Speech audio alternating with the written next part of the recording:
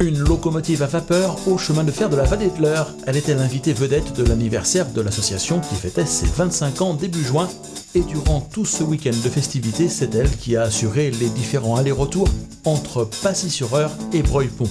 Je vous parle de ce week-end dans le reportage d'aujourd'hui. Bonjour et bienvenue dans l'Aiguillage.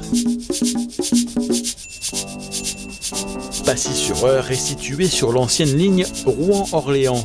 Le CFVE en exploite 2 tronçons au départ de cette gare. Principalement celui conduisant les voyageurs à Breuil-Pont et de manière plus occasionnelle, celui vers Chambray. Tout au long de l'année, des trains réguliers ou à thème circulent. Ce week-end des 2 et 3 juin, c'était le 25e anniversaire de l'association et les trains étaient assurés par une locomotive à vapeur.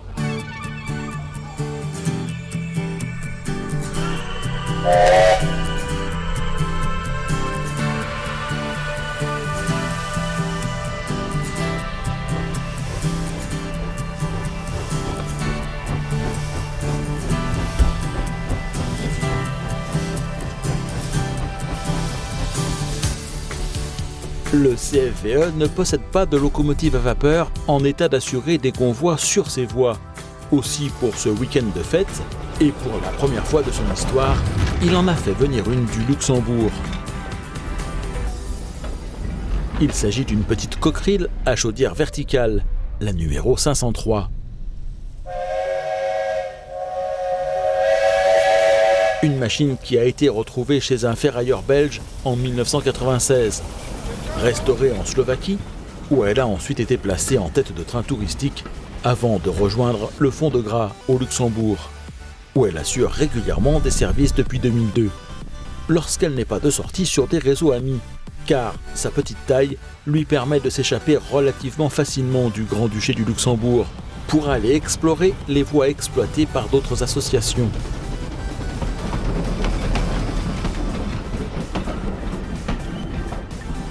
Jeanne, c'est son petit nom, est arrivée dans la journée de jeudi à Pacy-sur-Eure. Le lendemain, après un aller-retour de reconnaissance sur la ligne, elle s'apprêtait à prendre en charge le train transportant les élus, venus inaugurer les nouveaux locaux du syndicat d'initiative qui partage désormais le bâtiment rénové de la gare avec le CFVE.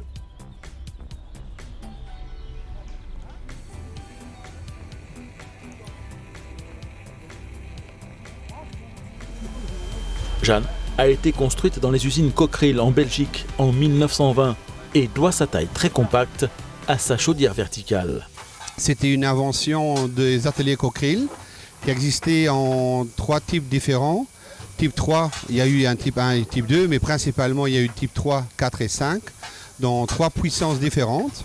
Et ces locomotives étaient développées pour les petites industries, les petites usines, qui n'avaient pas les moyens de se payer une locomotive normale, qui recevaient peut-être pas tous les jours des trains, des wagons, mais qui recevaient juste sporadiquement du matériel. Et cette locomotive, elle avait un faible coût à l'acquisition. L'entretien était facile. On pouvait la mettre en chauffe très rapidement et elle pouvait être exploitée par une seule personne. Donc, si un train arrivait avec 2-3 wagons qu'il fallait bouger dans l'usine, dans une petite usine, cette machine était idéale pour faire ce travail. Cette locomotive, elle était aux ateliers de ABR de Manage, en Belgique, près de Charleroi, qui existent toujours aujourd'hui. Ce sont les ateliers Bombardier, actuellement. D'ailleurs, pour les amateurs, on peut encore voir sur place l'ancien hangar, tout petit, avec sa cheminée au milieu, pour l'abriter la coquille. Fin des années 60, la locomotive fut remplacée par un diesel. Après, elle s'est trouvée en Flandre chez un collectionneur. Et j'ai eu la chance de la récupérer en 98, ensemble avec une locomotive sœur. Elle était entièrement pourrie. On a gardé le châssis, les essieux et les cylindres. Et via des contacts qu'on avait à l'époque, elle était partie en Slovaquie, où elle a été entièrement reconstruite à l'origine. Et j'ai pu acheter une nouvelle chaudière en Tchéquie, à l'époque aussi, un grand coup de chance, dans un atelier qui faisait des chaudières de raffinerie et de brasserie. Et comme ça, on a pu sauver cette machine. Elle est appelée Jeanne, d'après le nom de ma mère, qui est la marraine de cette locomotive.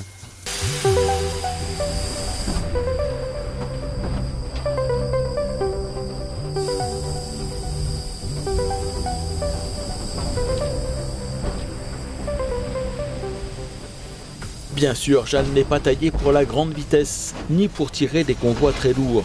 C'est une machine de labeur dont la conception a été étudiée spécialement pour répondre au mieux aux besoins des petits ou moyens sites industriels. C'est une chaudière verticale, donc c'est une conception très particulière qui permet justement une mise en chauffe très rapide. La machine n'a pas énormément d'autonomie, ce n'est pas le but, mais on peut la mettre sous pression rapidement. C'est des tubes système Field, donc entièrement à une locomotive classique qui a une chaudière horizontale. La chaudière est verticale.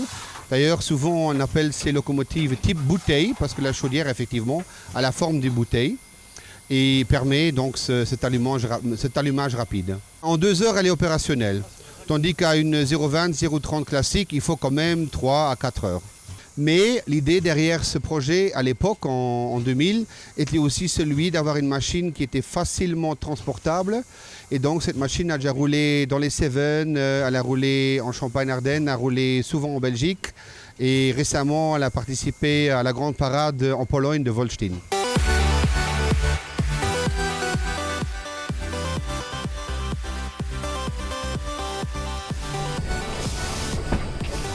Sa venue au CFVE était par conséquent une première. La ligne ne présentait pas de difficultés particulières, si ce n'est que la pluie qui est tombée en abondance jusqu'en début d'après-midi avait pas mal mouillé le rail. Mais le voyage inaugural ne se faisant que sur quelques centaines de mètres au sortir de la gare, tout s'est passé pour le mieux. Les choses sérieuses ont commencé le lendemain, samedi, avec 3 allers-retours à assurer dans la journée.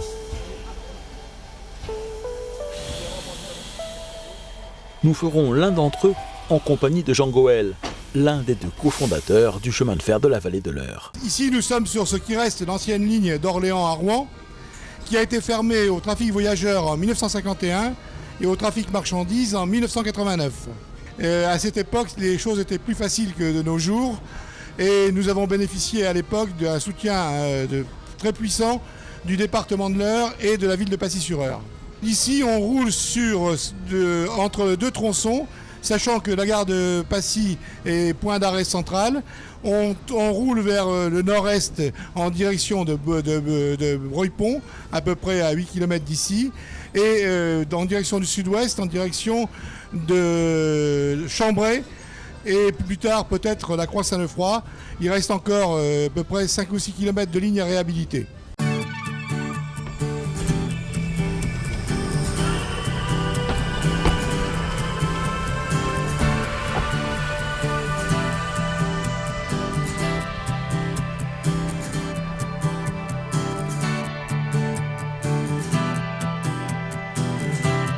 Le CFVE préserve plusieurs matériels classés monuments historiques. Des wagons comme celui-ci dédié au transport de lait, ou encore cette voiture postale qui a conservé à l'intérieur son équipement d'origine, et une voiture saucisson qui a été sauvée in extremis et qui reste en attente de restauration. Elle est intéressante par le fait qu'elle représente le début de la recherche de l'aérodynamisme et de l'esthétique, et aussi, ce qui est moins connu, la première série de voitures proposant une forme assez ancestrale, il est vrai, de climatisation, disponible dans les années 20-30. Ces voitures étaient notamment utilisées par les trains embarqués à bord des paquebots au Havre ou à Cherbourg. Nous exploitons actuellement en diesel, avec une collection de locomotives, certaines d'origine SNCF, mais d'autres beaucoup plus anciennes, comme nous abritons 3 locomotives anciens combattants, si j'ose dire. Un petit locotracteur Valermy, qui est en fait la version déblindée des locotracteurs de la guerre 14-18, de la LVF. Un locotracteur Deutz allemand construit pour le front de l'Est dans les années 40, qui est une transmission par Biel, ce qui est assez amusant, et une grosse locomotive américaine Whitcomb, construite chez Baldwin à Rochelle dans l'Illinois, et qui a débarqué à Cherbourg en 1944 et qui a, dit-on, traîné le premier train qui est entré en gare Saint-Lazare à la libération de Paris.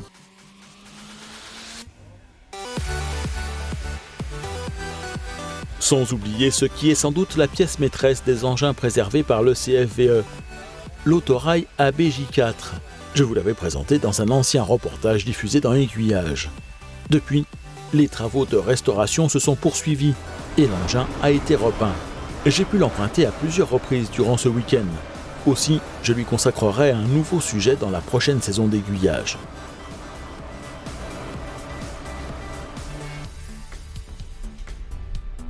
Le reste de la collection est constitué de wagons qui pour beaucoup ont été préservés par l'armée. Les citernes et des wagons plats notamment, qui ne circulent plus depuis bien longtemps sur le réseau ferré national.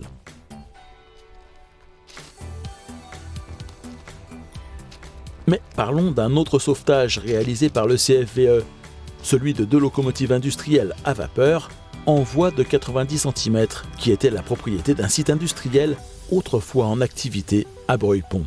Il y avait à Breuil-Pont jadis des grandes carrières où on extrayait la grave, vous savez, cette espèce de gravier qui utilise beaucoup les routes et la construction. Et ces carrières de grave étaient exploitées par un réseau en voie de 90 cm. Ce réseau, alors cet écartement très inhabituel en France, en fait il est dû au fait que les locomotives avaient été achetées au domaine, prise de guerre des Allemands pour construire le mur de l'Atlantique. Alors ces 2 locomotives étaient laissées à l'abandon et étaient condamnées à disparaître. Et grâce à l'aide de leurs propriétaires et du Crédit Agricole, nous avons entrepris une opération de sauvetage.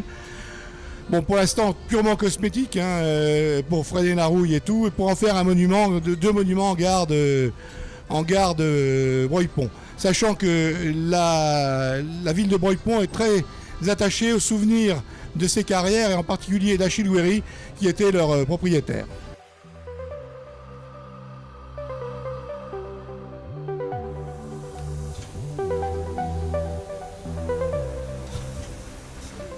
Le rêve de Jean Goël, comme de beaucoup de bénévoles du CFVE, serait de pouvoir disposer d'une locomotive à vapeur pour assurer des trains réguliers. Un projet qui pour l'instant se heurte au manque d'un bâtiment à l'intérieur duquel la ranger pour la préserver des intempéries et des dégradations. Des projets avaient bien été étudiés, mais ils n'avaient pu aboutir. Alors pour l'instant, les efforts se sont tournés vers d'autres réalisations, comme la préservation et la transformation de 2 voitures Uzi en voitures salon et en Uzi-bar. C'est à bord de celle-ci que nous reçoit Jean-Michel Husson, le président de l'association. On l'a appelé Uzi-bar, c'est notre voiture bar avec un petit compartiment bar et une deuxième partie où on peut faire soit des soirées dansantes, des anniversaires ou alors pourquoi pas des conférences ou des séminaires. Alors on part en ligne avec les voitures, oui tout à fait, elle est attelée souvent à la voiture restaurant et tout se passe pendant le trajet. Autre chantier en cours, celui-ci pris en charge par les plus jeunes membres du CFVE. Ils se sont attaqués à la restauration d'une draisine Miso. C'est une petite draisine, donc c'est un peu à leur niveau au point de vue taille.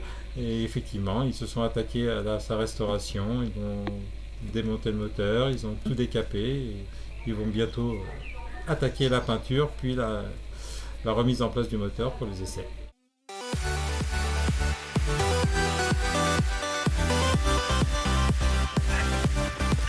Objectif, la fête de la vapeur en 2019 en baie de Somme, où Jean-Michel aimerait emmener cette jeune équipe qui pourrait y faire circuler cette draisine si sa restauration est terminée.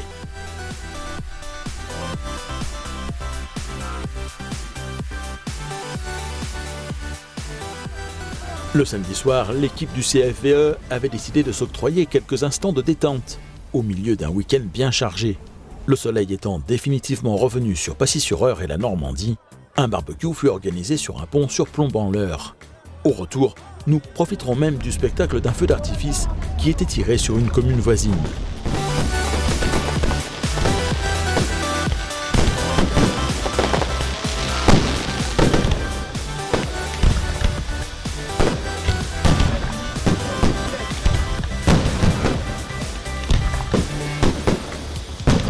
Le dimanche, les circulations reprirent, avec de nouveau 3 allers-retours à assurer dans la journée pour la petite coquerille. Mais les jeunes chargés de la restauration de la draisine préférèrent mettre à profit le temps dont ils disposaient pour tenter de remettre en route son moteur, espérant que ce redémarrage puisse se faire sous le regard des aiguillonautes. Y parviendront-ils ? Vous le saurez dans un prochain numéro des rendez-vous du lundi d'aiguillage que je leur consacrerai à la rentrée prochaine.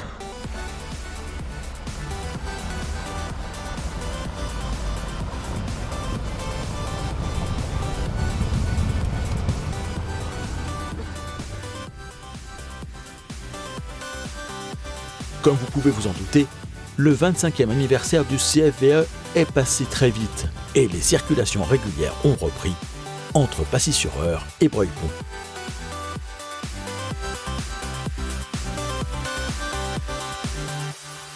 Outre les trains réguliers, pas mal de trains spéciaux et des trains à thème sont proposés sur les voies du chemin de fer de la vallée de l'Eure. Vous trouverez tous les horaires sur le site www.cfve.org.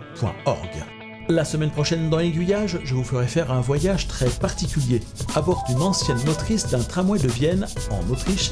Elle nous emmènera jusqu'à l'aéroport de Lyon-Saint-Exupéry sur les rails du Rhône Express. D'ici là, sachez que vous pouvez télécharger gratuitement le guide aiguillage du tourisme et des loisirs ferroviaires sur le site d'Aiguillage, www.aiguillage.eu.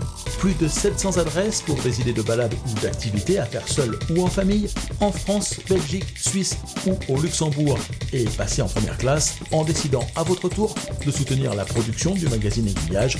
Pour une somme laissée à votre libre appréciation, vous accéderez à une version sans publicité des reportages d'Aiguillage, à la possibilité de les télécharger très simplement et en haute définition, mais surtout vous permettrez à ce magazine de continuer d'exister.